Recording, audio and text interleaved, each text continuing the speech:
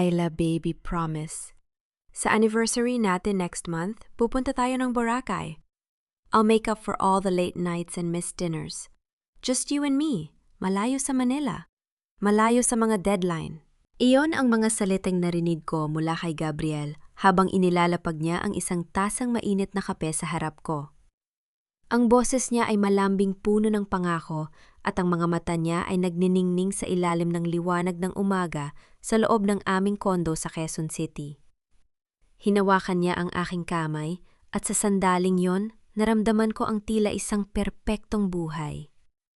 Ako, isang PAO lawyer na lumalaban para sa mga mahihirap at siya, isang sikat na investigative journalist na tinitingala dahil sa kanyang prinsipyo. Ang dami mong plano, Gabriel. Sabi ko habang nakangiti nararamdaman ang init ng kanyang palad. Sige, basta walang tawag mula sa editor mo ha. Hinding-hindi, Isla.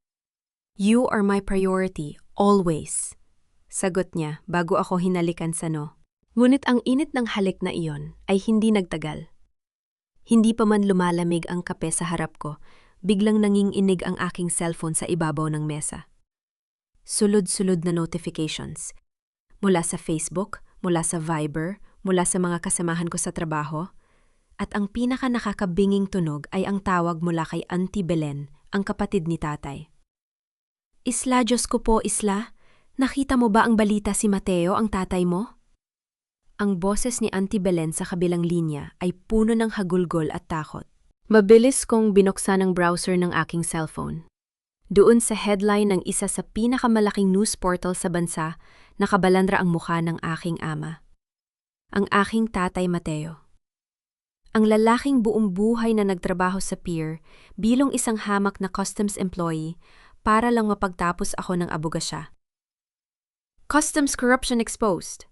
Retired official Mateo Santos named as key link in multi-million smuggling ring.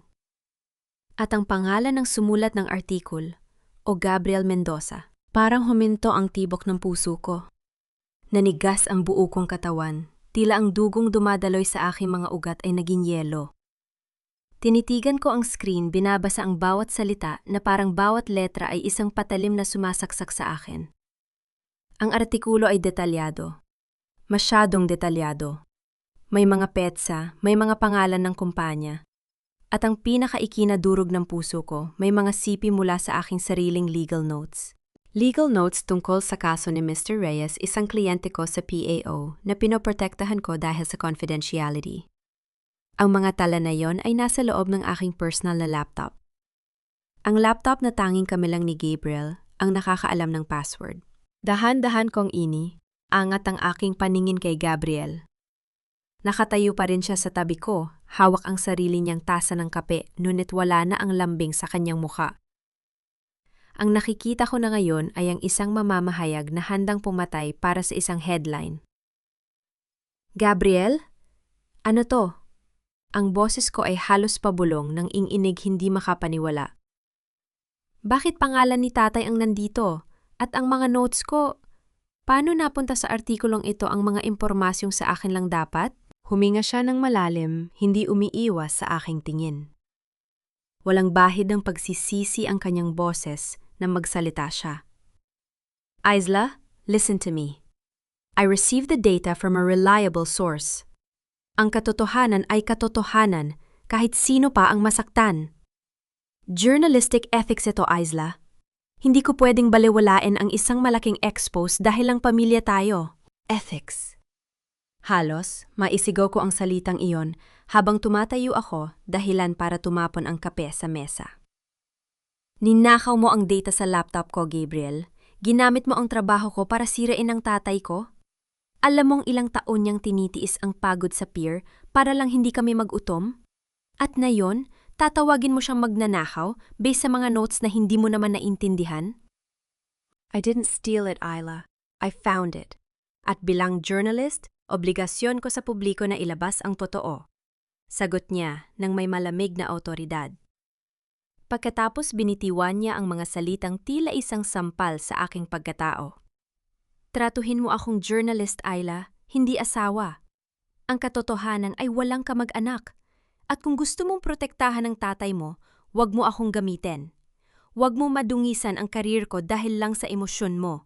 Hindi ko na naramdaman ang luha ko. Ang naramdaman ko lang ay ang pagguho ng lahat ng pinaniniwalaan ko tungkol sa lalaking ito. Ang bawat pangako ng Boracay, ang bawat haliksano, lahat pala yung ay isang distraction habang pinaplano niya ang pagbagsak ng aking pamilya gamit ang sarili kong mga kamay. Biglang tumunog ang intercom ng aming kondo. Ate Mendoza, nandito po ang mga reporter sa baba. Gusto po nilang hingin ang statement niyo tungkol sa pagkakasangkot ng tatay niyo sa smuggling. Halos, kasabay nito ang aking cellphone ay muling nag-ingay. Isang tawag mula sa aking boss sa PAO. At ang pinakamasakit, isang text message mula kay Mr. Reyes, ang aking kliyente. Attorney, bakit lumabas sa balita ang mga sikreto ng kaso ko pinagkatiwalaan kita, pero ibinenta mo ako sa asawa mong reporter? Ang pressure ay tila isang malaking bato na dumiin sa aking dibdib. Hindi ako makahinga. Ang bawat sulok ng silid na ito, na dati ay puno ng pagmamahalan, ngayon ay parang isang kulungan na puno ng mga dumi at kasinungalingan. Isla, don't be emotional, ulit ni Gabriel habang inaayos ang kanyang bag, tila handa nang umalis para sa kanyang susunod na press conference. Isipin mo ang pangalan mo. Huwag kang makialam dito para hindi ka madamay sa gulo ng tatay mo. Sabihin mo na lang na wala kang alam. Tinitigan ko siya. Ang kanyang kawalang hiyaan ay walang hangganan. Gusto niya akong magsinungaling para iligtas ang sarili ko habang hinahayaan kong mabulok ang tatay ko sa ilalim ng kanyang mga paratang. Bakit? Tanong ko ang boses ko ay hindi na nanginginig. Ito ay tuyo at puno ng pait. Bakit mo to ginawa sa amin, Gabriel? Dahil ba sa award? Dahil ba sa gusto mong maging sikat na journalist sa bansa? Para sa katotohanan to, Isla. Huling sabi niya bago lumakad patungo sa pinto. Naiwan akong mag-isa sa gitna ng sala. Ang aking laptop ay bukas pa rin, ang screen ay nagre-reflect sa aking mga mata na puno ng put at sakit. Ang bawat segundo ay tila isang paalala na sa loob ng isang oras na wala sa akin ang asawa ko, ang career ko, at ang danggal ng aking ama. Anong gagawin ko? Tumakbo ba sa tatay ko? O manatiling tahimik para iligtas ang sarili kong lisensya? Ang aking kamay ay dahan-dahang gumalaw patungo sa keyboard. Ang aking isipan ay sumisigaw ng paghihiganti. Ngunit ang puso ko ay nagdurusa para sa isang lalaking matanda na walang kalaban-laban sa labas.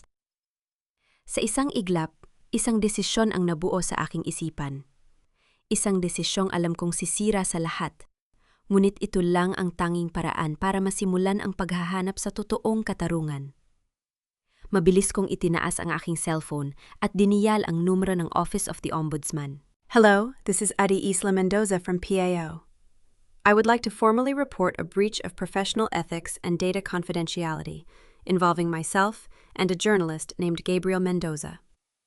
I am surrendering my credentials for investigation effective immediately. Binitawan ko ang phone. Ang aking mga luha ay sa wakas ay bumagsak mabilis na pumatak sa ibabaw ng aking wedding ring na nakapatong sa mesa. Hinubad ko ito ng walang pag-aalinlangan. Hindi ko kayang iligtas ang sarili ko kung ang kapalit nito ay ang kaluluwa ng aking ama. Ang laban ay nagsisimula pa lang at sa unang pagkakataon sa buhay ko, hindi na ako ang isla na sunod-sunuran sa pag-ibig. Ako na ang isla na gagamit ng batas para wasakin ang bawat kasinungalingang itinayo ng lalaking minahal ko. Bawat kanto ng barangay namin sa Tondo na dati ay puno ng tawanan at bati ng mga kapitbahay ngayon ay tila naging pugad ng mga mapanghusgang mata habang bumababa ako mula sa taxi. Naramdaman ko ang bigat ng bawat hakbang, ang ingay ng mga tricycle at ang hiyawan ng mga bata sa kalsada ay biglang tumitigil sa tuwing dumadaan ako. Ang mga bulungan ay parang mga bubuyog na dumarapo sa aking pandinig. Iyan yung anak ni Mateo, di ba? Yung abogadang akala mo kung sinong malinis rin? Ni kung sabi ng isang babaeng nakatayo sa tapat ng isang sari-sari store. Ang tatay pala ay kurakot sa pier, kaya pala nakabili ng kondo sa Quezon City. Gusto kong huminto. Gusto kong sumigaw at sabihing hindi totoo ang lahat na ang bawat sentimong ginamit ko sa pag-aaral ay galing sa pawis at dugo ng aking ama. Pero nanatiling nakatikom ang bibig ko. Bilang abogado, alam kong ang emosyon ay walang puwang sa gitna ng mga paratang na walang basehan. Pero bilang anak, bawat salita nila ay parang karayong na tumutusok sa aking puso. Nang makarating ako sa harap ng aming lumang bahay, tumigil ang mundo ko. Ang aming pinto na gawa sa matigas na nara ay punong-puno ng pulang pintura. Magnanakaw, corrupt, salot sa bayan. Ang mga salitang yon ay tila mga latay sa aking pagkatao. Sa gitna ng kaguluhan, nakita ko ang aking ama, si Tatay Mateo. Nakasuot siya ng kanyang kupas na sandu, may hawak na basahan, at timba ng tubig. Dahan-dahan niyang kinukuskos ang pintura ang kanyang mga kamay na nanginginig sa katandaan ay pilit na tinatanggal ang dungis sa aming tahanan. Hindi siya umiiyak, wala siyang kibo. Ang kanyang mga mata ay nakatuon lang sa ginagawa. Tila hindi naririnig ang mga pangungutya ng mga taong dati ay tinutulungan niya kapag walang pambili ng gamot o pambayad sa kuryente. Tay, tawag ko ang boses ko ay nabasag na sa sobrang sakit. Lumingon si tatay. Nang makita niya ako, pilit siyang mumiti isang ngiting punong-puno ng pagod at lungkot. Anak, nandyan ka na pala. Huwag kang mag-alala, malilinis ko rin ito. Pasensya ka na, nadamay ka pa sa ingay dito sa labas. Agad akong lumapit at kinuha ang basahan mula sa kanyang kamay. Tay, stop it! Hayaan niyo na sila. Pumasok na tayo sa loob, please. Pumasok kami sa loob ng maliit naming sala. Doon sa ibabaw ng lumang cabinet, nakita ko ang isang bagay na nagpaiyak sa akin ng tuluyan. Ang aking unang barbarong at ang itim na vest na binili ni tatay nung araw ng aking oath-taking. Naalala ko pa kung paano niya ipinagmalaki sa buong barangay na ang anak niya ay isa ng ganap na abogada. Naalala ko kung paano niya sinabi na lahat ng puyat niya sa pier, lahat ng pagtitipid sa pagkain, ay sulit na dahil may tagapagtanggol na ang mga santos. Kinuha ni tatay ang vest at dahan-dahang pinagpagan ang alikabok dito. Anak, huwag mong hayaang madumihan ang vest na ito ng mga balitang lumalabas. Alam mo ang totoo. Alam ng Diyos ang totoo. Tay, si Gabriel ang nagsulat ng artikulo. Pag-amin ko ang bawat salita ay parang lason sa aking dila. Ginamit niya ang mga notes ko. Ninakawan niya ako, tay. Sandaling napatigil si tatay. Ang kanyang balikat ay tila lalong bumagsak pero nanatili siyang mahinahon. Ang utang na loob ay hindi dapat maging rason para gumawa ng masama, Isla. Pero ang pag-ibig minsan ay nakakabulag. Naintindihan ko kung bakit ka nasasaktan. Hindi ito tungkol sa pag-ibig lang, tay. Sisirain niya kayo para lang sumikat siya. Hindi ko siya mapapatawad. Ang galit sa loob ko ay tila isang bulkang sumasabog. Tumayo ako at kinuha ang aking laptop mula sa bag.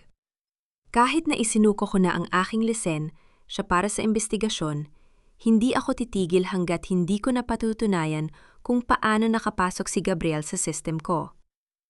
Hindi lang ito basta pag-iiwan ng laptop ng bukas. May mas malalim na nangyari. Binuksan ko ang security logs ng aking device. Ang aking mga daliri ay mabilis na gumagalaw sa keyboard, hinahanap ang bawat bakas ng remote access o unauthorized login. Habang tinitingnan ko ang network history, isang bagay ang kumuha ng atensyon ko. Isang IP address na hindi pamilyar. Hindi ito IP address ng kondo namin sa Quezon City. Hindi rin ito IP address ng opisina ni Gabriel sa diaryo. BGC, pabulong kong sabi habang tinitingnan ang geolocation ng login. May nag-access ng files ko mula sa isang luxury apartment sa Bonifacio Global City 3 gabi bago lumabas ang artikulo. Sa mga oras na yon, sinabi ni Gabriel na nasa isang coverage siya sa labas ng Maynila. Sinabi niyang wala siyang signal kaya hindi niya ako matawagan. Pero ang log na ito ay malinaw, may gumamit ng credentials niya para pumasok sa cloud storage ko mula sa BGC. Biglang bumalik sa isip ko ang isang pangalan na narinig ko noon sa isang party ng mga journalist. Celine Aragon. Ang magandang assistant ng isang makapangyarihang senador na balita ay madalas makita sa mga mamahaling bar sa BGC. Dahan-dahan kong isinara ang laptop. Ang sakit na naramdaman ko kanina ay napalitan ng isang malamig na determinasyon. Hindi lang pala pagnanakaw ng impormasyon ang ginawa ni Gabriel.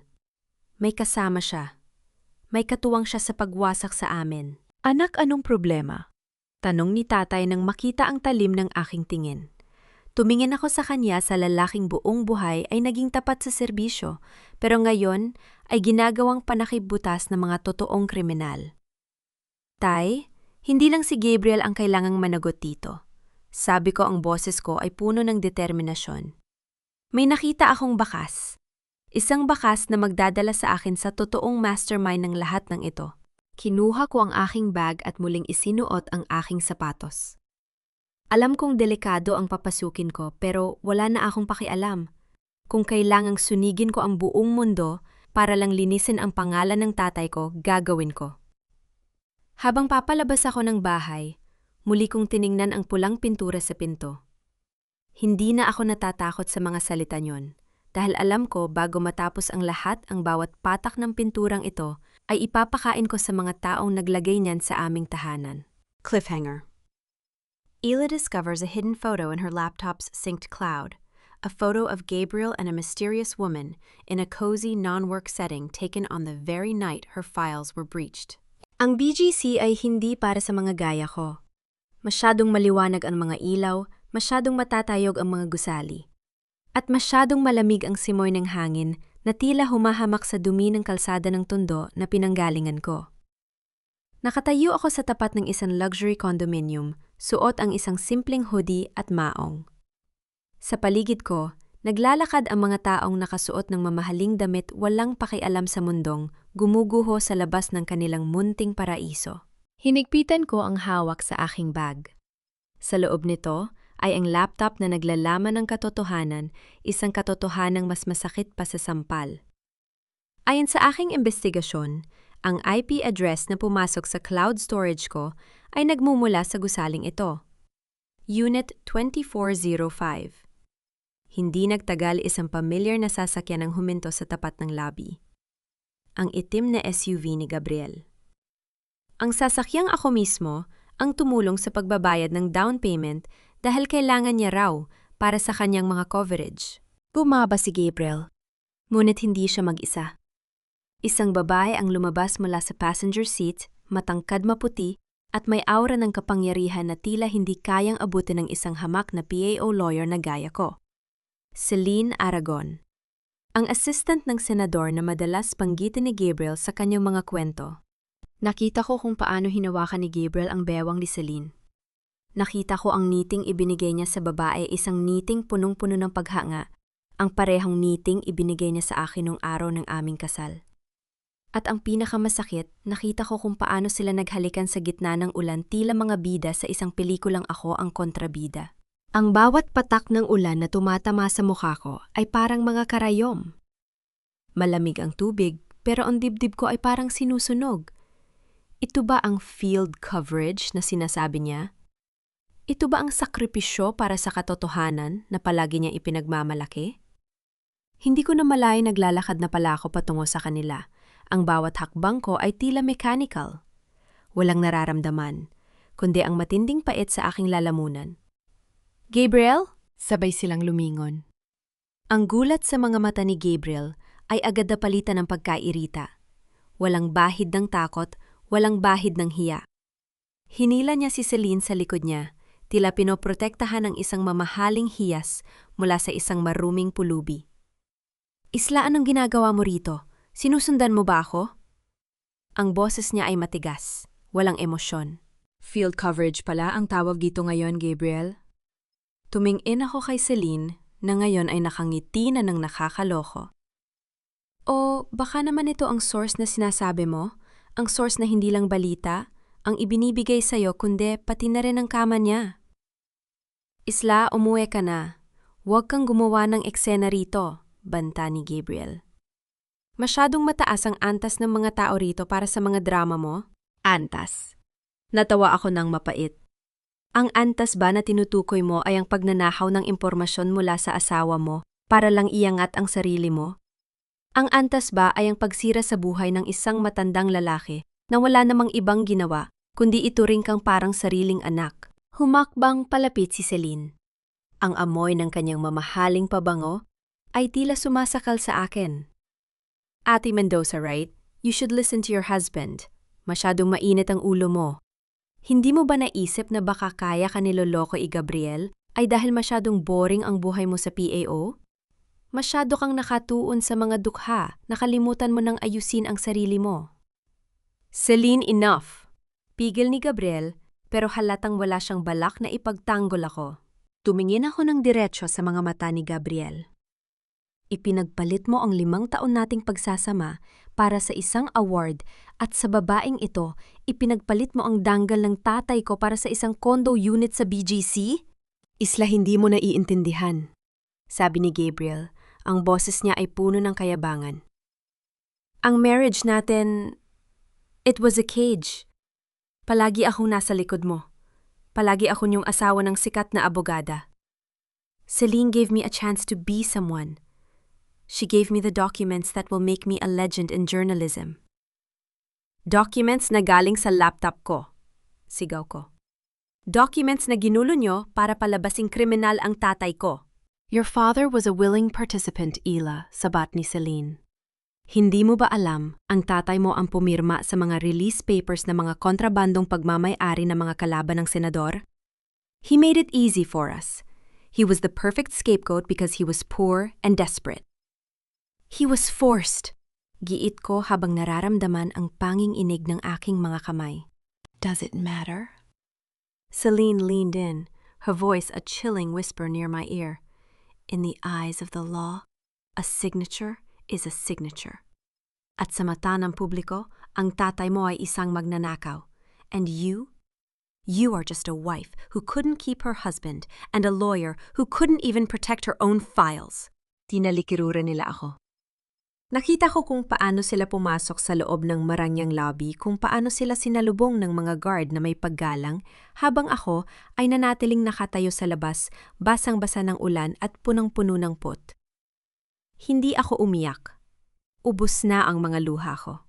Ang tanging natitira sa loob ko ay ang isang malamig na apoy ng paghihigante. Habang naglalakad ako pabalik sa sakayan ng taxi, binuksan ko ang aking bag at tiningnan ng isang lumang folder na kinuha ko mula sa bahay ni tatay bago ako pumunta rito. Ito ang mga kopya ng records ng PIR noong taong 2018. Ngunit may napansin akong kakaiba. May mga pahinang punit. May mga pirma ni tatay na tila pilit at hindi tugma sa karaniwan niyang sulat kamay. Hindi lang ito basta smuggling. Bulong ko sa sarili ko. Ang bawat hakbang ko palayo sa BGC ay isang hakbang patungo sa madilim na sikretong pilit nilang itinatago. Kung akala ni Gabriel at Celine na tapos na ang laban dahil nakuha na nila ang gusto nila, nagkakamali sila. Dahil ang isang sugatang babae na wala nang natitirang mawawala ay mas mapanganib kaysa sa anumang hukbo. Cliffhanger. Ila realizes that the missing records in her father's files contain the names of the real financiers, one of whom shares the same last name as the senator Celine works for. Ang mga punit na pahina ng 2018 records na tila sinadyang itago upang protektahan ang isang pangalang Aragon. Ang hapunan namin ng gabing yon ay ang pinakatahimik at pinakamaitim na hapunang naranasan ko sa buong buhay ko.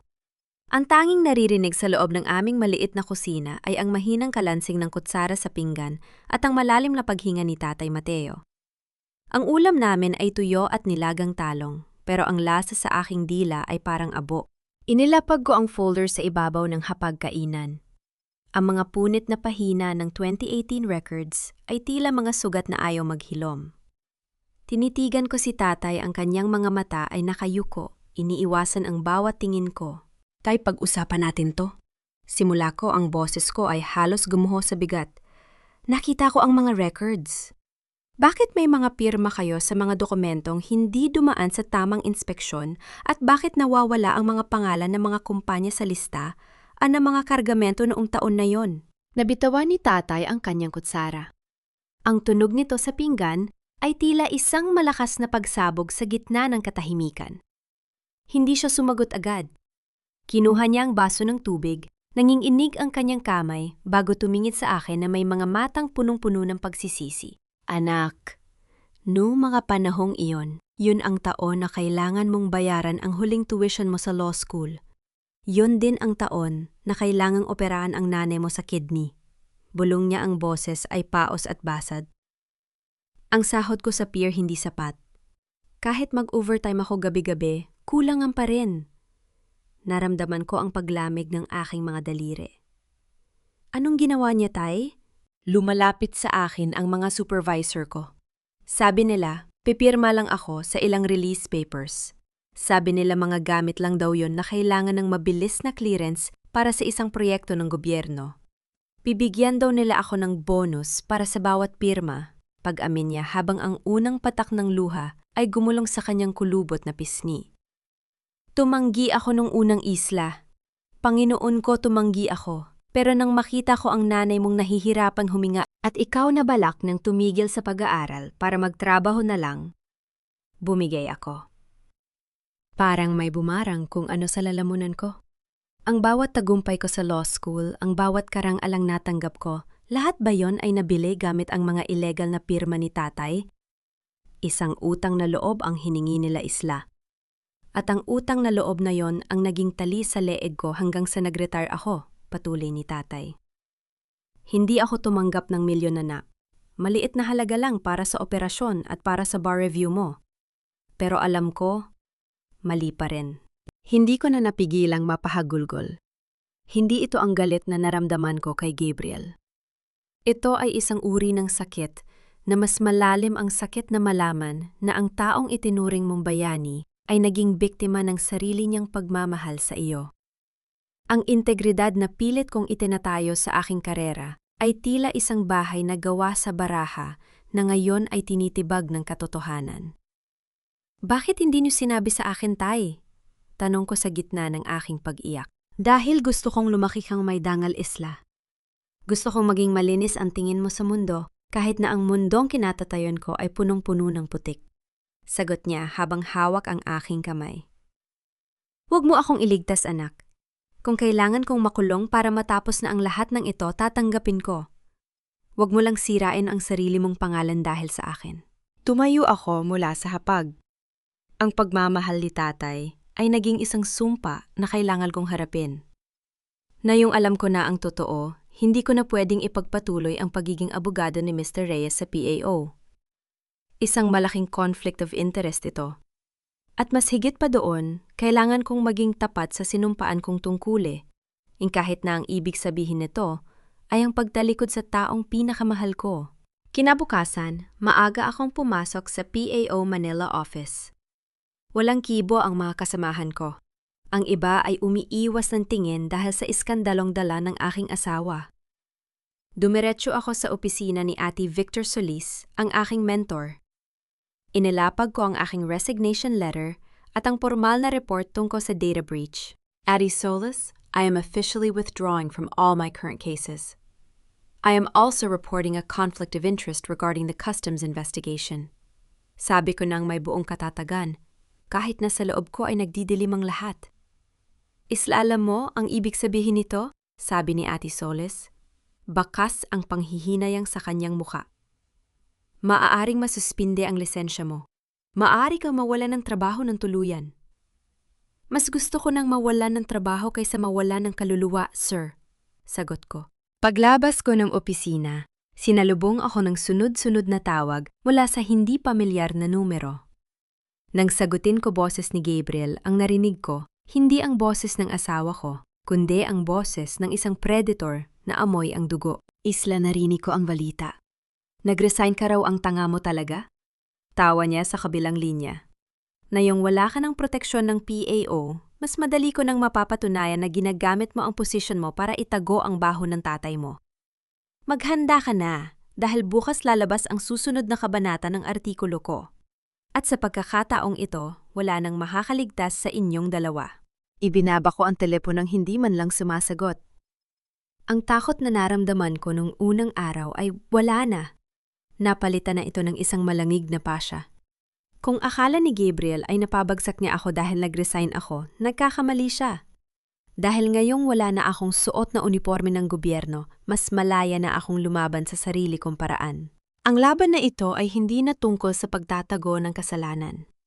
Ito ay tungkol sa paglalabas ng buong katotohanan, hindi lang ang mali ni tatay, kundi ang mas malaking krimen na kinasasangkutan ni Gabriel at Celine. Ayla receives an anonymous envelope at her doorstep containing a USB drive and a note, "Hindi lang tatay mo ang biktima. Panuurin mo kung paano nila nilalaro ang batas." Sa loob ng simbahan, ang amoy ng insenso at ang malamig na simoy ng aircon ay hindi sapat para palamigin ang apoy sa aking dibdib. Nakatitig ako sa krus, naghahanap ng sagot, naghahanap ng lakas. Pero bago ko pa man matapos ang aking bulong na panalangin, isang pamilyar na boses ang bumasag sa katahimikan ng aking pagsisiyasat. "Isla, akala ko ba ay nagtatago ka na sa sobrang hiya?" Lumingon ako. Nakatayo sa gilid ng pew si Aling Nora, ang aking biyenan. Nakasuot siya ng mamahaling belo, hawak ang isang rosaryong gawa sa perlas. Pero ang kanyang mga mata ay walang bakas ng kabanalan. Ang kanyang mukha ay puno ng pandidiri, tila ba ako ay isang mansa sa malinis na pangalan ng mga Mendoza. "Aling Nora," bati ko ng may paggalang kahit na kumukulo ang dugo ko. "Nandito po ako para manalangin, hindi para makipag-away." "Manalangin para saan? Para patawarin ka sa pagsira sa career ng anak ko." Lumapit siya sa akin. Ang boses niya ay naging isang matalim na bulong na umalingaw-ngaw sa pasilyo ng simbahan. "Isipin mo naman ang hiya na idinudulot mo kay Gabriel, Isla. Buong akala ng mga tao ay maayos ang pamilya niyo, yun pala ay itinatago mo ang baho ng tatay mong magnanakaw." "Hindi magnanakaw ang tatay ko," dahan-dahan kong sabi. Tinitiis ang panginginig ng aking mga kamay. "Biktima siya ng mga taong mapagsamantala, gaya ng anak niyo." Isang malakas na sampal ang dumapo sa pisingi ko. Napalingon ang ilang deboto na nasa malapit, pero walang nangahas na lumapit. Nanatili akong nakatayo, hindi hinahawakan ang namumulang bahagi ng aking muka. Hindi ko ibibigay sa kanya ang luhang hinihingi niya. "Huwag mong pagsalitaan ng ganyan si Gabriel. Lahat ng ginagawa niya ay para sa inyo, para sa kinabukasan niyo," galit na sabi ni Aling Nora. "Isla, makinig ka sa akin. Kung may natitira ka pang utang na loob sa pamilya namin, manahimik ka na. Huwag mo nang ituloy ang investigasyon. Sabihin mo sa press na nagkamali ka lang, na may mental breakdown ka kaya ka nag-report sa ombudsman. Iligtas mo ang career ng asawa mo at ililigtas namin ang pangalan ng tatay mo." Tinitigan ko siya ng diretso sa mga mata. "Gusto niyo po akong magsinungaling? Gusto niyo po na ako ang lumabas na baliw para lang manatiling malinis ang anak niyo? Yan ang tungkulin mo bilang asawa," singhal niya. "Ang protektahan ang dangal ng pamilya Mendoza. Ang dangal ay hindi itinatayo sa ibabaw ng mga kasinungalingan, Aling Nora." Sagot ko, ang boses ko ay matatag at puno ng dignidad. "Ang asawa niyo po ang unang sumira sa pamilyang ito nang nakawan niya ako ng impormasyon at saktan ang tatay ko. Kung hiya ang nararamdaman niyo, hindi sa akin dapat galing yan. Mahiya po kayo sa Diyos na kaharap natin ngayon." Tinalikikuran ko siya bago pa siya muling makasagot. Ramdam ko ang kanyang mga mura na humahabol sa aking likuran habang lumalabas ako ng simbahan. Paglabas ko, sinalubong ako ng isang mas masakit na realidad. Sa bawat newsstand sa labas ng simbahan, nakabalandra ang mukha ko. Inilabas na ni Gabriel ang kanyang pangalawang artikulo. "The Shield of Smugglers, How Ati. Isla Mendoza used her position in PAO to cover up her father's crimes." Sa artikulong ito, hindi na lang si Tatay Mateo ang target. Ako na. Idinetali ni Gabriel kung paano ko raw ginamit ang mga legal loopholes para hindi maimbestigahan si tatay noong mga nakaraang taon. Isang malaking kasinungalingan, pero sapat na para mag-alab ang galit ng publiko sa akin. Ang mga komento sa social media ay punong-puno ng "Disbar her!" at "Justice for the taxpayers." Pagdating ko sa bahay ni tatay, agad kong binuksan ang aking laptop. Tiningnan ko ang digital copy ng artikulo ni Gabriel na naka-upload sa website ng balita. Bilang isang taong sanay sa pagbabasa ng mga ebidensya, alam kong bawat file ay may bakas. Ibinaba ko ang PDF file at tiningnan ang properties nito, ang metadata. Napatigil ako. Ang author ng document ay hindi pangalan ni Gabriel. Ang computer na pinagmulan ng file ay may username na Vargas Office Admin. Napahawak ako sa aking bibig. Si Senador Vargas, ang boss ni Celine Aragon. Hindi lang pala si Celine ang kasabwat ni Gabriel. Ang mismong artikulo na sumisira sa akin at sa tatay ko ay galing mismo sa opisina ng makapangyarihang senador na nagtutulak ng Customs Reform Law. Isang batas na gagamitin nilang panakipbutas para kontrolin ang lahat ng kargamento sa pier. Gabriel, gaano ka ba kalalim pumasok sa dumi ng mga taong ito? Bulong ko sa sarili ko. Hindi na lang ito basta pag-aaway ng mag-asawa. Hindi na lang ito basta paglilinis ng pangalan ni tatay. Nakahanap ako ng isang mantsa sa kanilang perpektong plano, isang maliit na digital footprint na nakalimutan nilang burahin sa gitna ng kanilang pagmamadaling pabagsakin ako. Cliffhanger. Habang tinititigan ni Isla ang screen, isang tawag ang pumasok sa kanyang phone mula sa isang unknown number. Nang sagutin niya ito, isang boses ng lalaki ang nagsalita.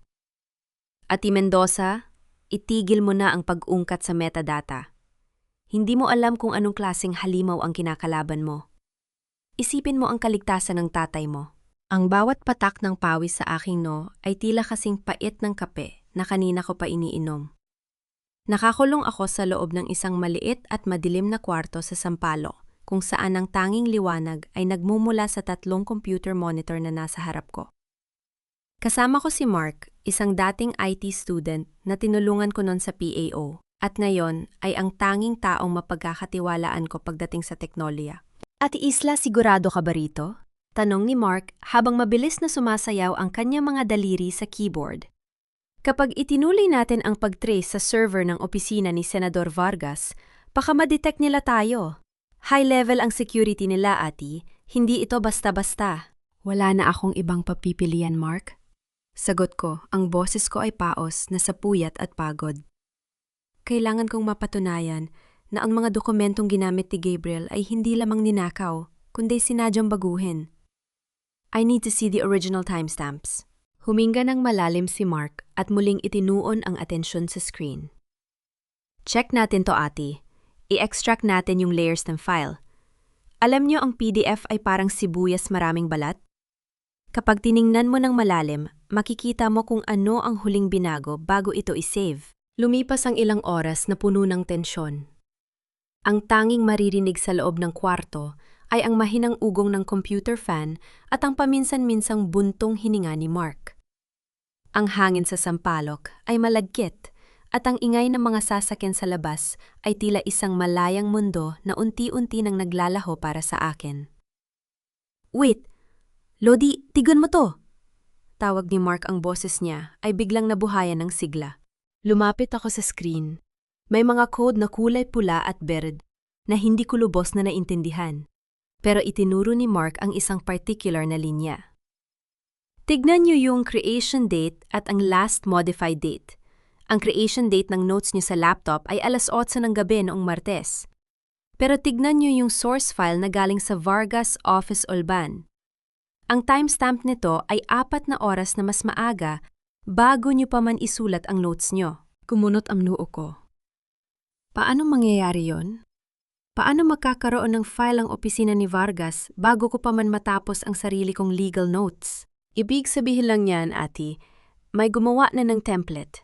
Paliwanag ni Mark. Ang kanyang mga mata ay naniningkit sa konsentrasyon. Hindi lang nila kinuha ang notes niyo. Ginamit nila ang notes niyo para punan ang mga blank sa isang kwentong matagal na nilang binuo. It's a setup. Kinuha nila ang mga totoong pangalan mula sa notes nyo at itinahi sa mga peking petsa ng smuggling. Naramdaman ko ang pananakit ng aking sentido. Ang bawat piraso ng puzzle ay unti-unti nang nagtatagpo at ang larawang nabubuo ay mas nakakasuka kaysa sa inakala ko. Hindi lang pala ako biktima ng pagnanakaw. Ako ay ginawang ghostwriter ng sarili kong kapahamakan. At may isa, pa Ate Isla, dagdag ni Mark. Ang boses niya ay naging seryoso. Ang file na ito, dumaan ito sa isang encrypted messaging app bago isend sa email ni Gabriel. Ang sender ID ay nakatago, pero ang link na ginamit para i-upload ang file ay nagmula sa isang geolocation na pamilyar na sa inyo. BGC, Unit 2405, pabulong kong sabi. Sakto atunye pero ang mas malupit ang metadata ng file ay nagpapakita na bago ito ipinadala kay Gabriel, binuksan ito sa isang device na may pangalang G Laptop Work. Ibig sabihin, hawak na ni Gabriel ang file na ito bago pa man niya sabihing natuklasan niya ang ebidensya laban sa tatay niyo. Napatulala ako sa screen. Ang sakit na naramdaman ko nung makita ko silang maghalika ni Celine sa BGC ay wala pa sa kalahati ng sakit na nararamdaman ko ngayon. Pinanood ako ni Gabriel. Na magpuyat sa trabaho, pinanood niya akong mag-alala para sa mga kliyente ko, habang sa likod ko ay dahan-dahan niyang binubuo ang patibong nagawa sa sarili kong mga salita. Mark, kaya mo bang i-recover ang link na iyon? Ang link na magpapatunay na ang file ay binago sa loob ng opisina ni Vargas bago ito napunta kay Gabriel. Tanong ko ang determinasyon sa aking boses ay tila isang matalim na talim. Kaya ko, ati. Pero kailangan nating pumasok sa back-end ng cloud storage nila. Mapang-anib to. Isang maling galaw, malalaman nila ang lokasyon natin. Gawin mo. Sabi ko nang walang pag-aalinlangan. Wala na akong pakialam sa panganib. Ang kailangan ko ay ang katotohanang sasampal sa pagmumukha ni Gabriel sa gitna ng korte. Habang nagpapatuloy si Mark sa pag-hack, muli kong tiningnan ang mga notes ko sa screen. Ang bawat salitang isinulat ko para protektahan ang mga mahihirap ay ginamit para saktan ang taong pinakamahalaga sa akin. Ngunit sa bawat code na lumalabas sa monitor, nararamdaman ko ang pagbabago sa loob ko. Ang isla na laging sumusunod sa rules, ang isla na laging naghahanap ng katarungan sa loob ng silid ng korte ay unti-unti nang natututong lumaban sa putikan. Cliffhanger. Biglang namatay ang lahat ng monitor sa kwarto. Ang tanging natirang liwanag ay ang maliit na red light mula sa isang kamera sa kanto ng kisame na hindi napansin ni Isla kanina. Isang mensahe ang lumitaw sa nag-iisang screen na muling bumukas, "Huli ka, Ati Isla." Ang silid ay biglang napuno ng nakabibihing katahimikan nang mamatay ang lahat ng monitor. Ang tanging natirang liwanag ay ang maliit na pulang ilaw ng kamera sa kanto ng kisame, isang tila matang nagmamasid, nanunuya at nagbabanta. "Mark, anong nangyayari?" Pabulong kong tanong, ang puso ko ay tumitibok ng mabilis na parang gustong ko mawala sa aking dibdib. Na remote access nila tayo, Ate Isla. Nanginginig ang boses ni Mark habang pilit na pinipindot ang mga keys sa keyboard. Masyadong mabilis, parang alang nila kung kailan tayo papasok sa server. Kailangan na nating umalis dito ngayon din. Bago pa man kami makakilos, muling bumukas ang isang monitor. Hindi ito ang code na kanina ay tinitingnan namin. Isang live video feed ang lumitaw. Doon nakita ko si Gabriel. Nakaupo siya sa loob ng isang marangyang opisina, may hawak na baso ng scotch, at nakatingin ng diretso sa kamera, diretso sa aking mga mata. Isla, kailan mo ba matututunang hindi ka mananalo sa laro kung saan ako ang gumagawa ng rules? Sabi niya, ang kanyang boses ay malamig at puno ng pang-uuyam. Salamat sa pagpasok sa link. Ngayon, may ebidensya na rin ako na sinusubukan mong i-hack ang mga dokumento ng gobyerno. Dagdag yan sa mga kasong isasampa ko laban sa'yo. Gabriel, hayop ka! Sigaw ko sa harap ng screen. Alam ko na ang totoo. Alam ko ang gawa-gawa lang ang timeline niyo. Tumawa siya ng mahina. Alam mo pero, may ebidensya ka ba, Mark? I-delete mo na ang lahat ng files sa computer na yan? Kung ayaw mo mabulok sa kulungan kasama ng abogado mo, gawin mo na. Wag, Mark. Pigil ko. Pero huli na. Ang screen ay naging asul at ang lahat ng data na pinaghirapan naming kunin ay tila naglaho sa hangin. Hinila ko ni Mark palabas ng kwarto bago pa man dumating ang anumang banta. Tumakbo kami sa ilalim ng dilim ng sampalok, pagod talo at tila wala ng pag-asa. Ngunit may isang bagay na hindi alam ni Gabriel. Sa gitna ng kaguluhan, mabilis na naisaksak ni Mark ang isang maliit na flash drive at nagawang kopyain ang draft 1 ng artikulo bago pa man ito mabura. Pagdating namin sa isang ligtas na apartment, binuksan namin ang file at doon ko natuklasan ang katotohanang mas matindi pa sa anumang bang-umot. Sa draft 1 ng artikulo ni Gabriel, hindi pangalan ni Tatay Mateo ang nakasulat bilang key link ng smuggling ring. Ang pangalang nakasulat ay Enrique Aragon, ang tiyuhin ni Celine, at ang pangunahing financier ng kampanya ni Senador Vargas. Binasa ko ang mga revisions. Nakita ko ang bawat bakas ng pagbabago, bawat salitang Aragon ay pinalitan ni Gabriel ng Santos. Binuo niya ang mairap na kwento ng smuggling gamit ang mga dokumento ni Enrique, pero ipinatong niya ang pangalan ng tatay ko para magsilbing panakibutas. Ginamit niya ang aking legal notes para itahi ang mga butas sa kwento. Ginawang kapanipaniwala ang kasinungalingan gamit ang mga totoong detalye mula sa akin. Nagawa niya ito. Bulong ko ang aking kamay ay napahawak sa aking bibig sa sobrang pandidiri. Literal niyang ibinenta ang tatay ko para iligtas ang pamilya ni Celine. Hindi na ako makapaghintay. Hindi na ako makapanatiling nakatago. Tinawagan ko si Gabriel. Isang beses lang. Magkata tayo sa lumang bahay natin na yun din. Kung hindi ka sisipot, ipapadala ko ang draft 1 sa lahat ng karibal mong news agency. Alam mong hindi nila palalagpasin ang kwento tungkol sa isang journalist na nagmamanipula ng balita? Pagkalipas ng 30 minuto, pumasok si Gabriel sa aming kalahating bakante ng kondo. Wala na ang kislap ng mga ilaw, tanging ang liwanag ng buwan na tumatagos sa bintana ang magbibigay ng anino sa aming dalawa. Tapusin na natin to, Isla. Bungad niya, hindi man lang tinitingnan ang paligid. Ibigay mo sa akin ang flash drive at sisiguraduhin kong hindi ka makukulong sa hacking. Bakit, Gabriel? Tanong ko, ang boses ko ay matatag pero puno ng pait. Bakit kailangang si tatay? Bakit kailangang ang pamilya ko ang wasakin mo para lang iligtas ang mga Aragon? Tumingin siya sa akin at sa unang pagkakataon, nakita ko ang totoong Gabriel Mendoza. Hindi ang matapang na journalist, kundi ang isang lalaking puno ng ingit at galit sa mundo. Dahil pagod na akong maging mabuti, Isla. Sigaw niya, ang kanyang boses ay umalingaw-ngaw sa walang laman na dingding. Pagod na akong makita kang laging tama, yung perpektong Isla Mendoza, ang magaling na abogado, ang anak ng isang tapat na empleyado, habang ako yung galing sa tundo na kailangang dilaan ng sapatos ng mga boss ko para lang mabigyan ng break. Lumapit siya sa akin, ang kanyang mga mata ay nanlilisik. Nang dumating si Celine, binigyan niya ako ng pagkakataong maging hari. Sinabi niya sa akin, isang sakripisyo lang, Gabriel. Isang tao lang ang kailangang bumagsak para lahat tayo ay umakyat. At sino pa ba ang mas madaling pabagsakin kaysa sa isang matandang lalaki na may record na ng konting pagkakamali? Asawa mo, ako, Gabriel. Tatay mo rin siya. Bulong ko. Asawa isang? Papel lang yan, Islaang. Karir ang kapangyarihan, yon ang totoo. Alam mo ba ang pakiramdam na palagi akong nasa ilalim mo, na tuwing magkasama tayo ang tingin sa akin ng mga tao ay yung swerteng asawa ng sikat na PAO lawyer. Inggit na inggit ako sa iyo, Isla. Sa bawat tagumpay mo, nararamdaman ko ang pagkatalo ko. Napatitig ako sa kanya. Ang taong minahal ko ng 5 taon ay isang stranger na pala noon pa man. Ang kanyang prinsipyo ay isang maskara lamang para itago ang kanyang matinding inferiority complex. Sana sinabi mo, Gabriel.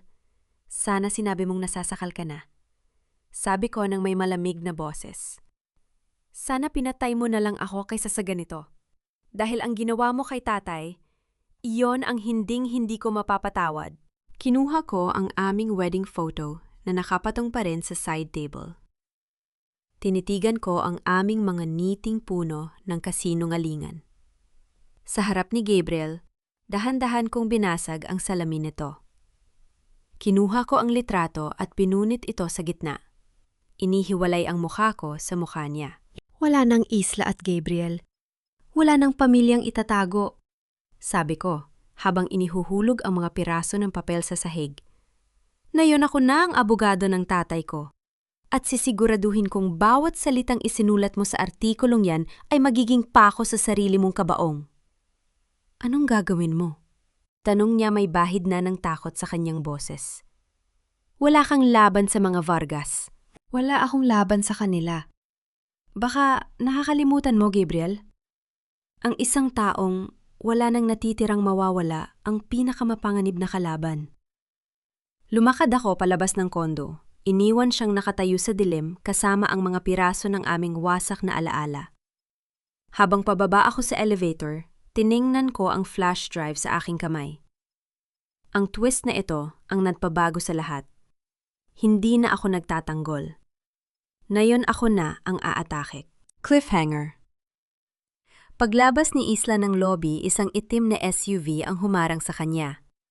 Bumukas ang bintana at lumitaw ang mukha ni Celine Aragon. Huling babala at Isla, ibigay mo ang drive o baka hindi na umabot ang tatay mo sa susunod na umaga sa loob ng kulungan. Nanginginig ang mga kamay ko habang hawak ko ang manibela ng kotse. Pero hindi ito dahil sa takot. Ito ay dahil sa galit na tila isang buhay na apoy sa loob ng aking dibdib. Ang banta ni Celine sa lobby kanina ay paulit-ulit na umaalingaw-ngaw sa isip ko. Baka hindi na umabot ang tatay mo sa susunod na umaga. Alam kong hindi sila nagbibiro. Ang mga taong kayang sumira ng dangal para sa kapangyarihan ay kayaring pumatay para manatiling tahimik ang katotohanan. Pero bago ako sumugod para iligtas si tatay, kailangan kong bumalik sa huling pagkakataon sa kondo na itinuring naming tahanan. Kailangan kong kunin ang mga huling piraso ng ebidensya na itinago ko sa loob ng isang vault na tanging ako lang ang nakakaalam. Pagpasok ko sa unit, ang dilim ay tila sumasakal sa akin. Ang bawat sulok ng silid ay puno ng mga alaala ng 5 taong pagsasama, mga gamit na pinag-ipunan, mga regal, ang puno ng pangako at ang amoy ng pabango ni Gabriel na nananatili pa rin sa hangin. Pero ngayon, ang lahat ng ito ay tila mga basura na lamang. Nagsimula akong mag-impake ng mabilis. Habang inilalagay ko ang aking mga damit sa maleta, narinig ko ang pagbukas ng pinto. Si Gabriel. Hindi siya sumisigaw. Hindi siya galit gaya ng kanina. Nakasandal lang siya sa hamba ng pinto, ang kanyang mga mata ay mapupula at puno ng pagod. Mukha siyang tao pero alam ko, ang demonyong nagtatago sa loob niya. Aalis ka na talaga? Tanong niya, ang boses ay paos. Wala na akong rason para manatili rito, Gabriel. Sagot ko nang hindi siya tinitingnan. Ang bahay na ito ay itinayo sa mga kasinungalingan. Ayoko nang huminga sa hanging puno ng pandoloko mo. Tumawa siya ng mahina, isang tawang puno ng pait. Lagi mo na lang akong hinuhusgahan, Isla. Mula nung una nating pagkikita sa UP hanggang sa kasal natin, ikaw palagi ang moral compass. Ikaw yung laging tama. Ikaw yung laging malinis. Huminto ako sa pag-iimpake at hinarap siya. Dahil pinili kong maging tapat, Gabriel. Pinili kong sundin ang batas kahit mahirap. Madali para sa'yo na sabihin yan dahil lumaki ka sa pagmamahal ni Tatay Mateo. Biglang sigaw niya at sa pagkakataong ito, nakita ko ang lamat sa kanyang maskara. Alam mo ba kung saan ako nanggaling, Isla? Sa isang barong-barong sa Tondo na tumutulo ang bubong tuwing ulan ang tatay ko. Iniwan kami para sa ibang babae, ang nanay ko. Naglaba ng maruruming damit ng ibang tao para lang may makain ako. I grew up with dirt under my fingernails, Isla. And no matter how hard I work, no matter how many awards I win, I can still smell the garbage of Tondo on my skin. Naglakad siya palapit sa akin, ang kanyang mga mata ay nanunubig. Noong naging tayo, akala ko sapat na yon. Pero tuwing magkasama tayo sa mga event, naririnig ko ang bulungan nila. Ayun na, ang asawa ni Ate Mendoza. I was just a sidekick to your perfection. I was invisible, Isle. And then Celine came. She didn't look at me as your husband. She looked at me as a weapon. For the first time in my life, I felt powerful. I felt like I was finally cleaning the dirt off my hands. Sa pamamagitan ng pagdudumi sa kami ng iba. Tanong ko, ang boses ko ay puno ng pandidiri. Gabriel, ang kahirapan ay hindi lisensya para maging masama. Tatay Mateo treated you like his own son. Binigyan kanya ng respeto na hindi mo makuha sa ibang tao, pero tinrider mo siya dahil lang sa inggit. Inggit, nanging inig ang kanyang panga. Hindi lang yun inggit, Isla. Iyon ay survival. Sa mundong ito, kung hindi ka mangagagat, ikaw ang kakainin. Mas gusto ko nang maging kontrabida na may kapangyarihan kaysa maging biktima na may prinsipyo pero gutom. Napiling ako. Ang humanisasyon na ipinapakita niya ang kanyang mga sugat mula sa nakaraan ay hindi nagpabago sa katotohanan. Ang bawat sakit na dinanas niya ay ginamit ning excuse para manakit ng iba. Ang kanyang inggit ay naging lason na pumatay sa kung anong meron kami. Nakaawa ka, Gabriel. Sabi ko nang may malamig na boses. Akala mo ay nalinis mo na agdumi ng tundo sa balat mo hindi. Mas mabaho ka pa ngayon kesa sa anumang basura sa pier. Dahil ang dumi mo ay wala sa balat, kundi nasa kaluluwa mo. Kinuha ko ang aking maleta at nilampasan siya. Pero bago ako makalabas, hinawakan niya ang braso ko. Ang kanyang hawak ay mahigpit ng inginig. Ayla, please, ibigay mo na ang drive. Bulong niya sa pagkakataong ito ay may bahid na ng tunay na takot. Hindi mo kilala si Senador Vargas. Hindi mo kilala ang mga Aragon? Kung hindi mo ibibigay yan, pati ako ay hindi nila ititira. Isipin mo naman ako kahit na yun lang. Tiningnan ko ang kanyang kamay sa braso ko, pagkatapos ay tinitigan ko siya sa mata. Think of you, I've spent 5 years thinking of you, Gabriel. I've spent 5 years building you up while you were busy tearing me down. Na yun ang iisipin ko naman ay ang katarungan. Binitawan ko ang kanyang kamay ng may persa. And about your safety, bahala na ang Diyos sa'yo. Huwag mo akong hinga ng awa dahil naubos na yan nung gabing ninakawan mo ang laptop ko. Lumabas ako ng kondo nang hindi lumilingon. Sa bawat hakbang ko sa hallway, nararamdaman ko ang paglaya mula sa bigat ng aming pagsasama. Pero pagdating ko sa parking lot, napatigil ako. Ang aking cellphone ay tumunog. Isang video message mula sa hindi kilalang numero. Nang buksan ko ito, nakita ko si Tatay Mateo. Nakaupo siya sa isang sementadong sahig, nakatali ang mga kamay at may sugat sa kanyang no. Sa likuran niya, isang pamilyar na boses ang nagsalita. You have 1 hour, attorney. The BGC Pier, Warehouse 7. Come alone with the original flash drive or watch your father pay for your principles in blood. Nabitawan ko ang aking susi ng kotse. Ang mundo ay tila umiikot. Ang orasan ay nagsimula ng tumakbo at sa bawat segundo ang buhay ni tatay ay unti-unting nauibos. Cliffhanger.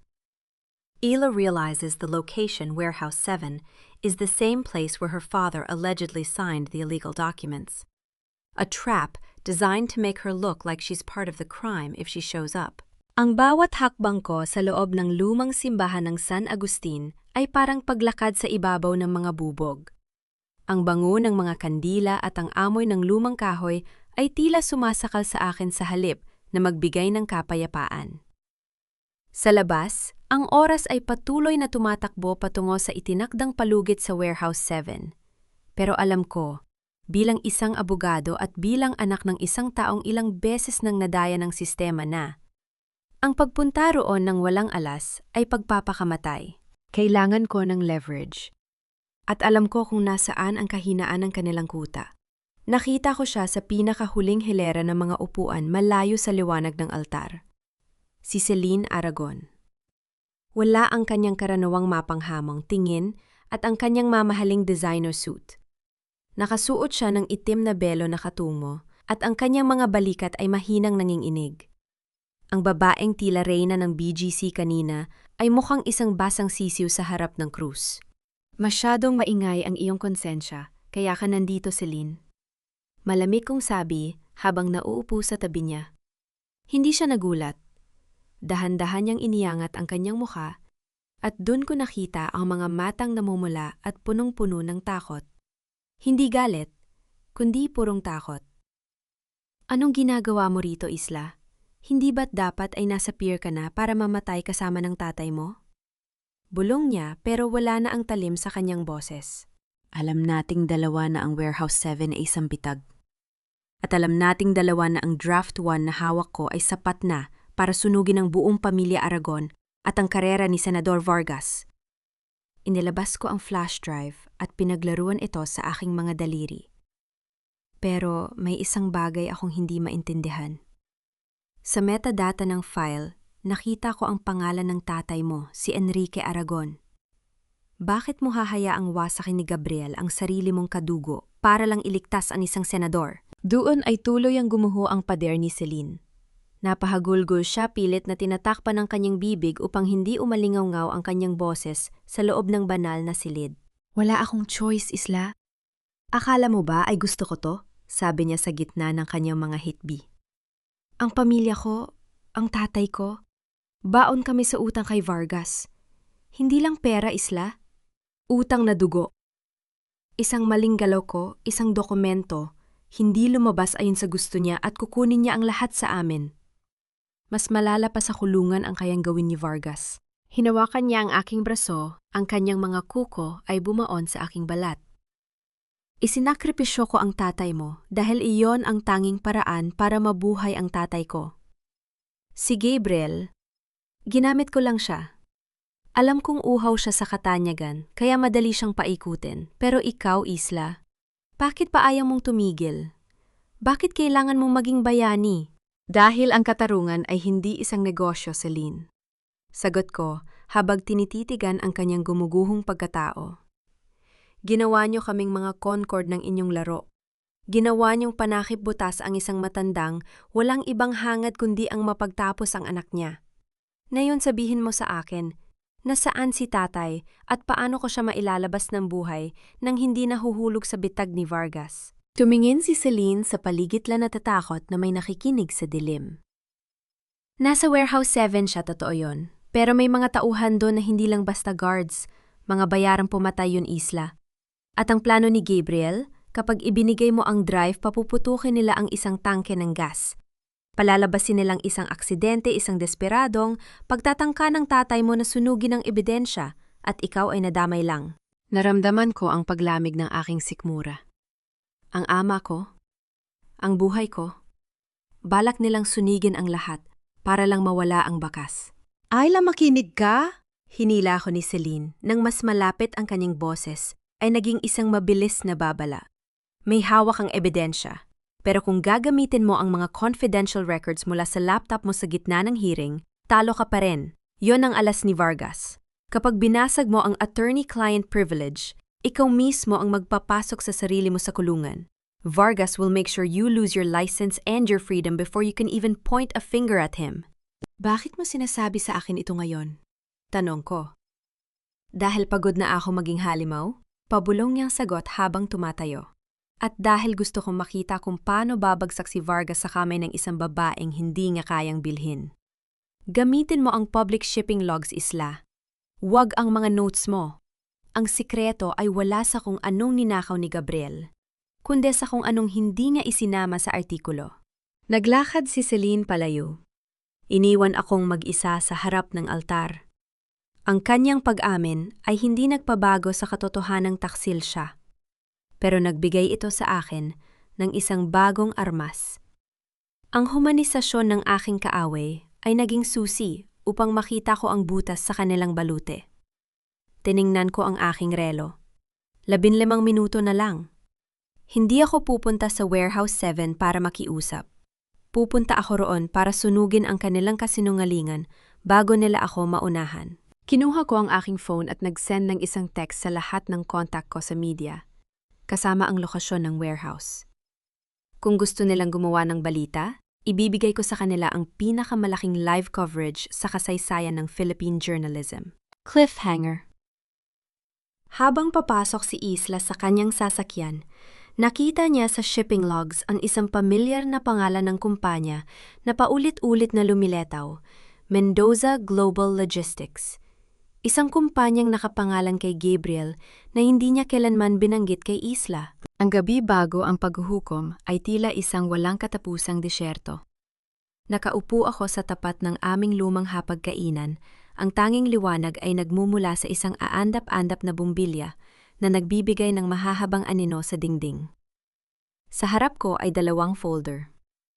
Ang pula na naglalaman ng mga confidential notes mula sa aking laptop, ang mga dokumentong magpapatunay na nagsinungaling si Gabriel, ngunit sisira naman sa aking lisensya bilang abogado dahil sa paglabag sa attorney-client privilege.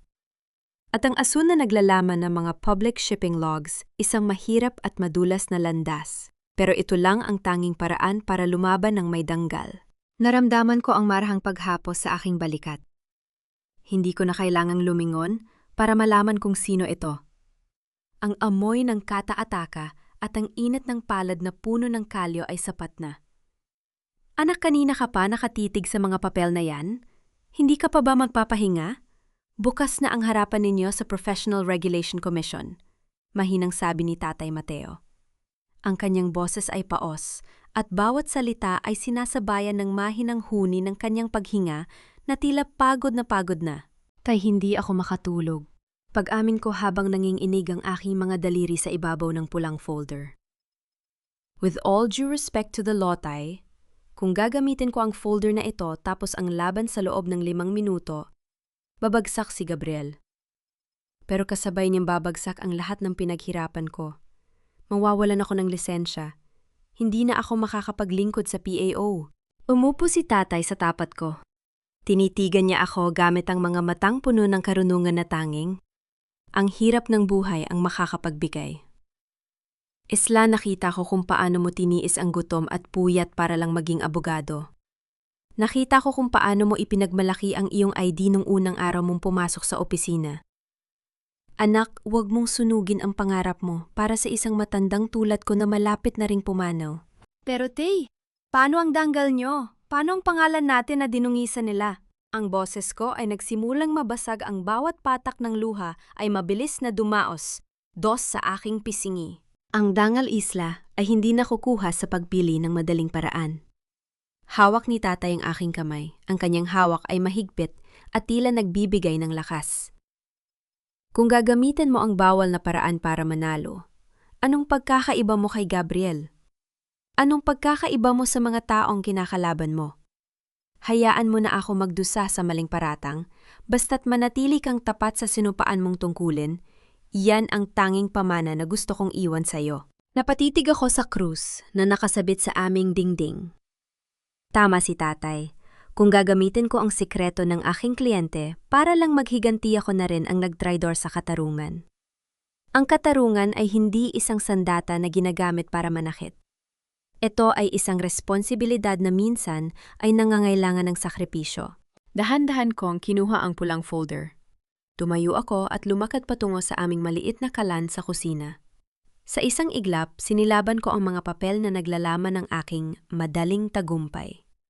Pinanood ko ang apoy habang unti-unti nitong kinakain ang mga letra. Ang bawat abo na lumilipad sa hangin ay tila isang bahagi ng aking galit na pilit kong pinalalaya. Piliin natin ang mahirap na paraan, Tay. Piliin natin ang tama, bulong ko habang ang liwanag ng apoy ay sumasalamin sa aking mga mata. Bumalik ako sa sala at binuksan ang telebisyon para tingnan ang huling balita. Dun sa screen nakita ko ang mukha ni Gabriel. Nakasuot siya ng isang mamahaling suit, nakaupo sa isang sikat na talk show at may aura ng tagumpay na tila ba tapos na ang laban. Bukas, sabi ni Gabriel sa harap ng camera, ang kanyang ngiti ay puno ng kamandag at kayabangan. Makikita ng buong bansa ang katotohanan.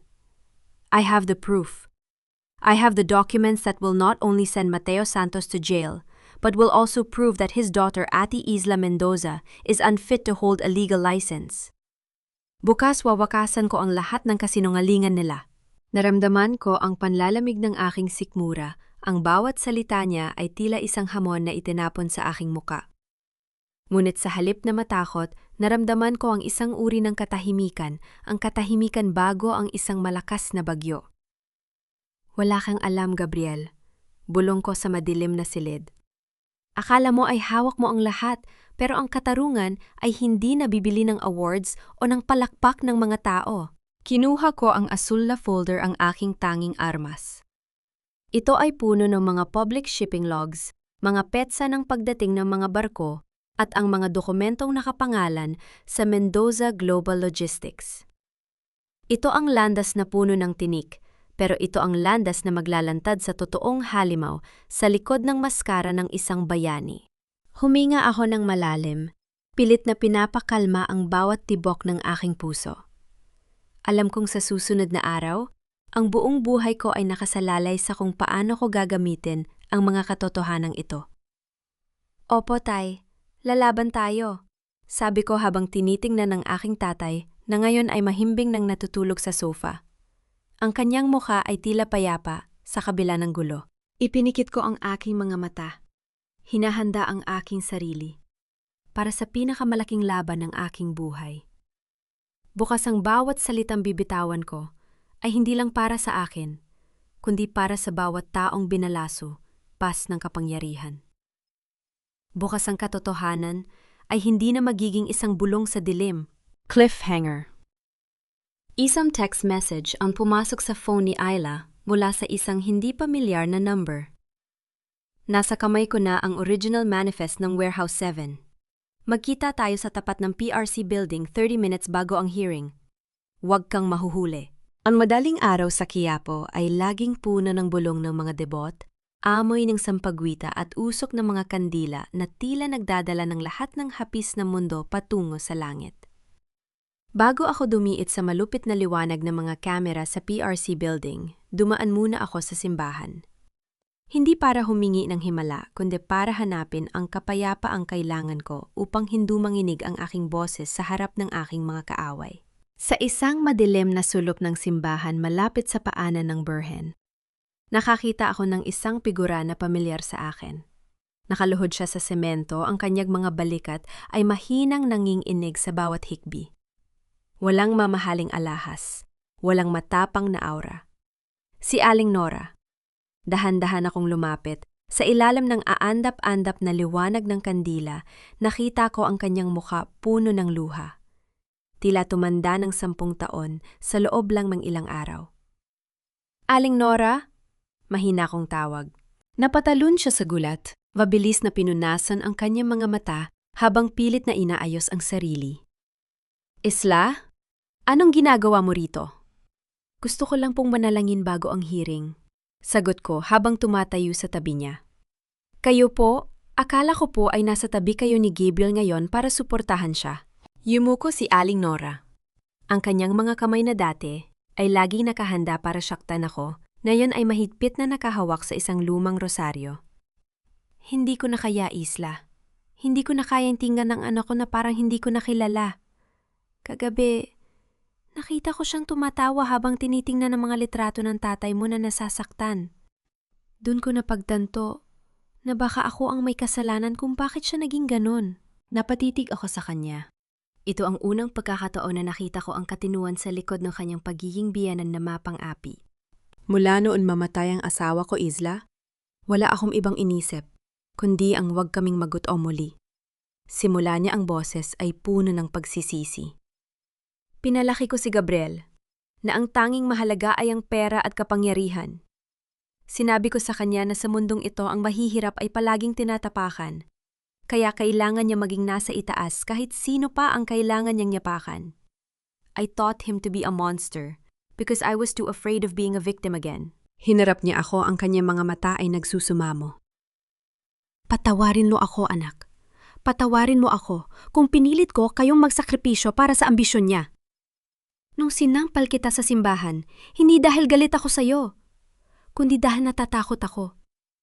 Natatakot ako na kapag napatunayan mong tama ka, mawawala ang lahat ng pinaghirapan namin. Pero mali ako. Mas nakakatakot palang mabuhay sa isang bahay na puno ng kasinungalingan. Naramdaman ko ang paglambot ng isang bahagi ng puso ko. Hindi ko binubura ang sakit na idinulot niya, pero sa sandaling yon, nakita ko ang isang ina na nawasak din ng sarili niya mga pagkakamali. Ang kanyang hiya ay hindi na para sa publiko, kundi para sa sarili niyang konsensya. Pinatatawad ko na po kayo, Aling Nora, sabi ko nang may katapatan. Pero kailangan ko pa rin gawin ang tama. Hindi ko pwedeng hayaang manalo ang kasinungalingan ni Gabriel. Alam ko, Isla. At yan ang dahilan kung bakit ikaw ang naging paborito kong manugang, kahit hindi ko yang ipinakita. Pilit siyang ngumiti sa gitna ng luha. Dahil ikaw ang meron ng bagay na wala kaming dalawa. Nang anak ko ang lakas na tumayo ng mag-isa para sa katotohanan. Iniwan ko si Aling Nora sa loob ng simbahan. Paglabas ko, ang sikat ng araw ay tila mas maliwanag, tila ba ang bigat na dala ko sa aking dibdib ay bahagyang nabawasan. Ngunit ang katahimikan ay agad na napalitan ng kaguluhan nang makarating ako sa harap ng PRC building. Ang mga reporter ay parang mga gutom na lobo na agad sumalubong sa akin. Ang mga flash ng kamera ay tila mga kidlat na sumisilaw sa aking paningin. Ate Mendoza, totoo bang isusuko niyo ang inyong lisensya ngayong araw? Anong masasabi niyo sa bagong ebidensya ng asawa niyo? Totoo bang nakipagsabuatan kayo sa inyong tatay? Hindi ko sila sinagot. Nanatili akong diretso ang tingin. Nakataas ang ngoo at mahigpit ang hawak sa aking asul na folder. Sa di kalayuan nakita ko si Gabriel. Nakatayo siya sa tabi ni Celine Aragon na papalibutan ng kanyang mga legal team. Nang magtagpo ang aming mga mata, binigyan niya ako ng isang mapang-uyam na kindat. Tila ba sinasabi niyang tapos na ang oras ko? Huminga ako ng malalim habang papasok sa hearing hall. Ang bawat hakbang ko sa marble na sahig ay umaalingaw-ngaw sa buong pasilyo. Ang amoy ng lumang papel at ang formalidad ng silid ay nagpapaalala sa akin ng aking sinumpaan. Pagpasok ko sa loob, ang lahat ng mata ay nakatuon sa akin. Umupo ako sa aking pwesto, tapat sa mesa ni Gabriel. Ang lamig ng aircon ay hindi sapat para pawiin ang init ng tensyon sa pagitan naming dalawa. Tumayo ang chairman ng board. The formal hearing for the administrative case of Attorney Isla Mendoza and the ethics complaint against Mr. Gabriel Mendoza is now in session. Naramdaman ko ang mabilis na tibok ng aking puso. Tumingin ako sa bakanting upuan sa likod ko, wala dun si Tatay Mateo, dahil mas pinili kong manatili siya sa ligtas na lugar. Pero nararamdaman ko ang kanyang panalangin. Tumayo si Gabriel para sa kanyang opening statement. Your Honors, today we will expose the face of betrayal. Today we will see how a lawyer used her knowledge to shield a criminal. Nanatuli akong tahimik. Hahayaan ko siyang magsalita. Hahayaan ko siyang ilabas ang lahat ng kanyang lason. Dahil alam ko sa loob ng asul na folder na ito, may isang katotohanang hindi niya kailanman inakala na mahahanap ko. Ang chairman ay tumingin sa akin. Ate Mendoza, the floor is yours. Tumayo ako. Ang tunog ng aking sapatos sa sahig ay tila hudyat ng simula ng aking pagbawi. Lumapit ako sa podium, naramdaman ang lamig ng metal sa aking mga daliri. Tiningnan ko ang bawat miyembro ng board bago itinuon ang aking paningin sa mikropono sa harap ko. Cliffhanger. Bago pa man makapagsalita si Isla, bumukas ang pinto ng hearing hall at pumasok ang isang tauhan ng korte na may dalang isang urgent subpoena. Your Honors, we have a new witness who just surrendered to the NBI, Miss Celine Aragon. Ang atmosfera sa loob ng hearing hall ay tila isang baril na nakakasaisang maling galaw at sasabog ang lahat. Ang bawat bulong ng mga tao ay agad na puputol sa tuwing gumagalaw ang chairman ng board. Tinitigan ko si Gabriel. Ang kanyang mukha na kanina ay punong-puno ng kayabangan ngayon ay namumutla habang nakatingin sa pinto kung saan nakatayo si Celine Aragon kasama ang mga tauhan ng NBI. Your Honor, this is highly irregular, sigaw ng abogado ni Gabriel habang mabilis na tumatayo. Miss Aragon is a witness for the defense of the senator, not for this administrative case. With all due respect, Your Honor, tumayo ako, ang aking boses ay malinaw at matatag, umaalingaw-ngaw sa bawat sulok ng silid. Miss Aragon has already executed a sworn statement to the NBI. She is here to testify on the authenticity of the documents presented by the complainant, Mr. Gabriel Mendoza. Pinayagan ng board si Celine na umupo sa witness stand. Habang naglalakad siya, ramdam ko ang talim ng tingin ni Gabriel sa kanya. Isang tingin na punong-puno ng pagbabanta. Pero hindi tumingin si Celine sa kanya. Diretso ang kanyang tingin sa akin at sa isang maliit na tango, alam kong handa na siyang sunigin ang sarili niyang kuta. Miss Aragon, simula ng chairman. Ano ang kinalaman mo sa artikulong inilabas ni Mr. Mendoza laban kay Mateo Santos at Ate Isla Mendoza? Huminga ng malalim si Celine. Ang kanyang boses ay nanginginig pero buo. Ang artikulong iyon ay isang kasinungalingan, Your Honor. Ako ang nagbigay ng template ng artikulo kay Gabriel. Ang mga dokumentong sinasabi niyang ebidensya ay sadyang binago sa loob ng opisina ni Senador Vargas upang itago ang totoong smuggler ang aking tiyuhin si Enrique Aragon. Nagkaroon ng malakas na bulungan sa loob ng hall. Ang mga reporter sa likod ay nagsimula ng mag-unahan sa pag-type sa kanilang mga laptop. You're lying, Celine, sigaw ni Gabriel. Nakakalimutan na siya ay nasa loob ng isang formal na pagdinig. Your Honor, she's being coerced. Binayaran siya ni Isla para baligtarin ako. Quiet, Mr. Mendoza, saway ng chairman. Miss Aragon, do you have proof of these claims? Yes, Your Honor, sagot ni Selene. I have the original communication logs between me and Gabriel. Dito ay malinaw na pinag-uusapan namin kung paano tahiin ang mga notes na ninakaw niya mula sa laptop ni Ate Isla upang magmuhang si Mateo Santos ang mastermind. Dito na ako pumasok. Lumapit ako sa gitna, hawak ang aking asul na folder. Your Honors, I would also like to present the public shipping logs from 2018 to the present. Mapapansin niyo sa records na ang mga kumpanyang sinasabing may kinalaman kay Mateo Santos ay pawang mga dummy companies lamang. Ngunit kung titingnan niyo ang Annex G ng aking report, Ipinakita ko ang mga dokumento sa screen. Isang malaking chart ang lumitaw. Ang mga kargamentong ito ay idinadaan sa isang kumpanyang hindi binanggit sa artikulo ni Gabriel. Ang kumpanyang ito ay ang Mendoza Global Logistics. At sino ang rehistradong may-ari walang iba, kundi si Mr. Gabriel Mendoza mismo. Paras bombang sumabog ang katahimikan sa loob ng hall. Ang mga mata ng mga miyembro ng board ay nanlaki. Si Gabriel ay napaupo, ang kanyang mga kamay ay naninginig sa ibabaw ng mesa. Isla, anong... Pabulong niyang sabi, hindi makapaniwala. Akala mo ba hindi ko malalaman, Gabriel? Lumapit ako sa kanya. Ang boses ko ay mababa pero puno ng kapangyarihan. Akala mo ba ay sapat na ang pagnanakaw mo sa laptop ko para matalo ako? Nakalimutan mo yata. Bago mo ako naging asawa, naging abogado muna ako. At ang isang abogadong tapat sa kanyang sinumpaan ay laging nakakahanap ng butas sa isang kwentong itinayu sa putik. Your Honors, muling sigaw ng abogada ni Gabriel, this is a setup my client has no knowledge of. No knowledge, putol ko sa kanya. Narito ang mga bank transactions mula sa isang offshore account na nag-uugnay sa Mendoza Global Logistics sa mga dummy firms na mga Aragon. Ginamit ni Gabriel ang posisyon niya bilang journalist para gumawa ng ingay at ituro ang ibang tao habang ang sarili niyang kumpanya ang tahimik na nagpapadulas ng mga kontrabando sa pier. Humarap ako kay Gabriel. Tinitigan siya ng diretso sa mga mata. You didn't do this for the truth, Gabriel. You did this for greed. You destroyed my father's name to hide your own crimes. Ginamit mo ang inggit mo sa akin bilang dahilan para maging kriminal. Biglang tumayo si Gabriel. Itinulak ang kanyang upuan ng malakas. Ang kanyang maskara ng pagiging professional ay tuluyan ng nahulog. Oo, ginawa ko yun.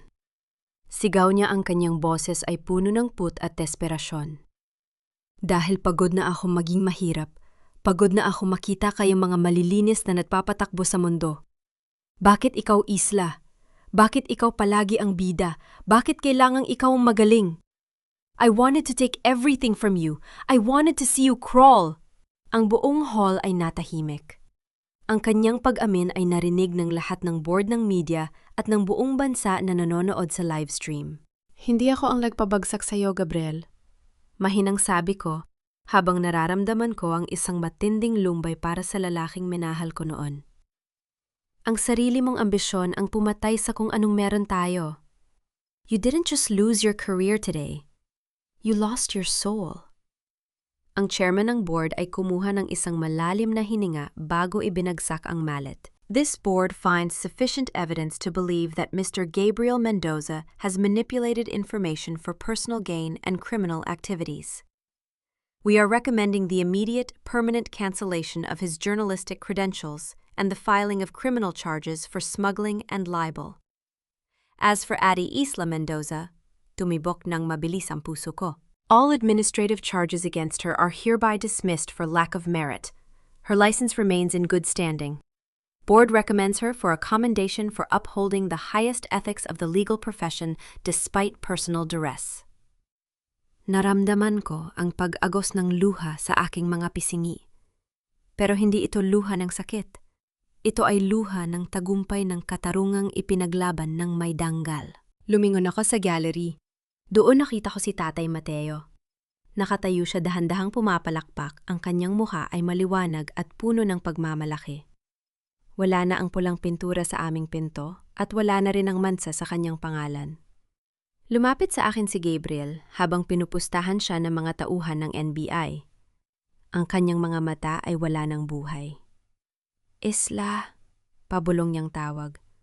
Help me, please. Sabihin mo na lang na nagkamali ka. Tumingin ako sa kanya sa huling pagkakataon. Walang galit, wala nang poot. Tanging awa na lang ang natitira sa akin para sa isang lalaking naging alipin ng sarili niyang kadiliman. Sabi mo nga, Gabriel, the truth is the truth no matter who gets hurt. Pag-uulit ko sa sarili niyang mga salita. Ngayon, harapin mo ang katotohanang binuo mo. Tinalikuran ko siya at naglakad palabas ng hearing hall. Ang bawat hakbang ko ay magaan, tila ba ang lahat ng bigat ng nakaraang buwan ay naiwan na sa loob ng silid na iyon. Ang sikat ng araw sa labas ay tila isang mainit na yakap. Tagumpay kami. Hindi dahil sinira ko ang kaaway ko, kundi dahil pinrotektahan ko ang tama nang hindi nagiging gaya nila. 6 na buwan na ang lumipas mula nang gumuho ang mga kasinungaling ang itinayo ni Gabriel Mendoza. Nakatayo ako sa bintana ng aking bagong opisina, tinatanaw ang papalubog na araw sa Manila Bay. Wala na ang mabigat na daluyong ng iskandalo. Ang ingay ng mga kamera at ang pangungutya ng mga kapitbahay ay napalitan na ng isang mapayapang katahimikan. Sa harap ko sa ibabaw ng aking mesa ay ang aking bagong IBP card at ang mga dokumento para sa aking advokasya, isang programang nagtuturo sa mga abogado at law students kung paano protektahan ang kanilang digital data laban sa mga mapagsamantala. Isang pamilyar na katok ang narinig ko sa pinto. Si Tatay Mateo may dalang lalagyan ng mainit na kape at ang paborito kong tinapay. Malakas na siya, wala na ang nanginginig na mga kamay. At ang kanyang mga mata ay muling nagliliwanag ng danggal. Anak, oras na ng uyan, baka hinihintay na tayo ng nilagang baka sa bahay. Nakangiting sabi ni Tatay. Sandali lang, Tay, tinatapos ko lang itong huling file. Sagot ko habang inililigpit ang aking mga gamit. Hindi naging madali ang huling 6 na buwan. Si Gabriel ay kasalukuyang nasa loob ng kulungan, hinihintay ang pinal na hatol para sa smuggling at data theft. Nakatanggap ako ng sulat mula sa kanya noong nakaraang linggo, isang sulat na puno ng paghiinang tawad na sinasabing nahanap na raw niya ang kanyang sarili sa gitna ng dilim. Hindi ko siya binisita. Hindi dahil sa galit, kundi dahil kailangan ko ng distan, siya para tuluyang humilom. Pinili kong patawarin siya sa loob ng puso ko, ngunit alam kong ang pagpapatawad ay hindi nangangahulugang kailangan nating bumalik sa dati. Si Aling Nora ay madalas pa rin bumibisita sa bahay ni Tatay, dala ang mga kakanin at ang kanyang panalangin. Naging magkaibigan silang dalawang matandang parehong naging biktima ng maling ambisyon ng kanilang anak, at ngayon ay magkasamang naghahanap ng kapayapaan sa gitna ng kanilang pagtanda. Si Celine naman ay naging state witness. Nawalan siya ng karangyaan, pero sa tuwing nakikita ko ang mga balita tungkol sa kanya, mas mukha siyang tao ngayon kaysa nung panahong reyna siya ng BGC. Habang naglalakad kami ni Tatay pababa ng building, naramdaman ko ang sariwang hangin. Tumingin ako sa paligid. Ang mundo ay nanatiling maingay, magulo at puno ng mga pagsubok. Pero sa pagkakataong ito, hindi na ako natatakot. Natutunan ko na ang katotohanan ay hindi isang armas na ginagamit para wasakin ang kapwa. Ito ay isang pananagutan. Minsan ang pagpili sa tama ay nangangahulugang mawawalan ka ng mga taong mahal mo, pero ito lang ang tanging paraan para hindi mo mawala ang iyong sarili. Ang katarungan ay hindi laging masaya, pero laging sulit. Inakbayan ako ni Tatay habang papasok kami sa aming simpleng sasakyan. Wala nang Mendoza Global Logistics, wala nang mga Aragon Connections. Tanging ang aming pamilya, ang aming dangal at ang aming pananampalataya. Tay, salamat po! Bulong ko habang nagsisimulang mag-drive. Para saan, anak? Sa pagtuturo sa akin na ang pinakamahalagang pag-aari ng isang tao ay hindi ang kanyang career, kundi ang kanyang malinis na pangalan. Ngumiti si Tatay, at sa sandaling yon, alam kong kahit anong bagyo pa ang dumating, mananatili kaming nakatayo. Dahil ang katarungang itinayo sa ibabaw ng integridad ay hinding-hindi matitibag ng anumang kasinungalingan. Mga mahal kong tagapakinig na rito, na tayo sa huling pahina ng ating kwento. Ramdam ko ang lalim ng hininga ni Isla habang tinitingnan ang kanyang Tatay Mateo na muling nakatayo ng may danggal. Napakasakit isipin na ang taong pinagkatiwalaan mo ng iyong buhay ay siya palang kukuha ng iyong kaluluwa para sa kanyang sariling ambisyon. Naalala ko tuloy ang eksena sa Chungsen kung saan pinili ni Aisla na sunigin ang pulang folder, ang folder na magbibigay sa kanya ng mabilis na panalo pero sisira sa kanyang prinsipyo. Habang isinusulat ko ang bahaging iyon, parang naririnig ko rin ang tibok ng puso ng maraming Pilipino na araw-araw na pumipili sa pagitan ng madali at tama. Ang kwentong ito ay para sa inyo na kahit gaano kahirap ang buhay, ay pinipili pa ring maging tapat. Sa inyong palagay, tama ba na hindi na binisita ni Aisla si Gabriel sa kulungan O? Dapat ba ay binigyan niya pa ito ng isang pagkakataon sa harap ng rehas? Kung kayo ang nasa sitwasyon ni Aisla, kaya niyo rin bang sunugin ang inyong madaling tagumpay para sa inyong prinsipyo? Nais kong malaman ang inyong saloobin. Ibahagi ang inyong mga kwento o komento sa ibaba. Nasaan man kayo ngayon sa gitna ng traffic sa EDSA, nagluluto para sa inyong pamilya, o nagpapahinga matapos ang isang mahabang araw ng trabaho. Sana ay nagdala ang kwentong ito ng kaunting liwanag sa inyong puso. Huwag kalimutang i-like, i-share at mag-subscribe para sa marami pa nating paglalakbay sa mundo ng drama at katarungan. Tula ng dangal ang kwento ni Attorney Isla. Ang kwentong ito ay isinulat batay sa kwento ng isang tagapakinig na 32 taong gulang mula sa Maynala na nagpadala ng kanyang sulat tungkol sa pagpili sa dangal kaysa sa mapanirang pag-ibig upang magbigay ng inspirasyon na ang katotohanan ang tunay na nagpapalaya sa atin. Lahat ng mga tauhan at sitwasyon sa kwentong ito ay muling isinulat bilang katang-isip at hindi naglalayan tumuligsa o umatake sa sinuman.